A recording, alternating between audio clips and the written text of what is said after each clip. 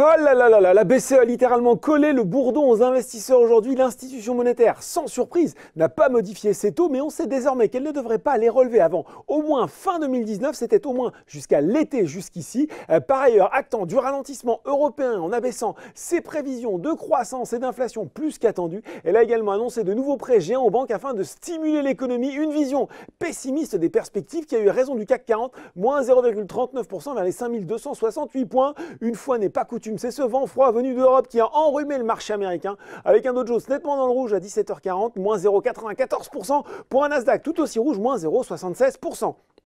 Sur le marché français, après avoir plutôt bien résisté aux résultats décevants de son concurrent italien Prysmian hier, le câblier Nexans se replie sèchement aujourd'hui. Séance difficile également pour deux secteurs, les banques logiquement pénalisées par les annonces de la BCE avec Société Générale, BNP Paribas ou encore Natixis. Et puis le secteur automobile était aussi coincé au feu rouge avec les replis de Forcia, Peugeot, Valeo ou encore Renault. La séance n'a pas été sans tâche non plus pour Elis, moins 3,97%. Les résultats 2018 du groupe sont pourtant plutôt bon avec notamment un excédent brut d'exploitation à 985 millions pour une marge brute d'exploitation à 31,5%. Mais ce sont surtout les objectifs 2019 qui ont déçu, une croissance organique d'environ 3% après 2,6% en 2018 et une marge brute d'exploitation entre 31,2 et 31,6%. Enfin, Accor Hotel était aussi sous pression, moins 1,96%. Barclays a dégradé le groupe de surpondéré à pondération en ligne avec un objectif ramené de 45 à 38 euros du côté des hausses. Après des résultats 2018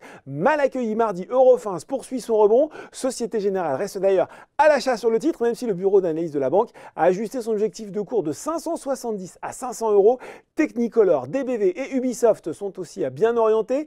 JC Deco a été en haut de l'affiche aujourd'hui, mais termine finalement à plus 1,2%.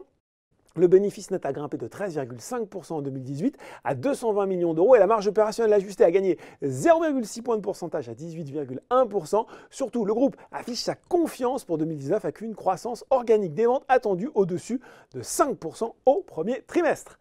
Voilà, c'est tout pour ce soir, mais n'oubliez pas, tout le reste de l'actu éco et finance est sur Boursorama.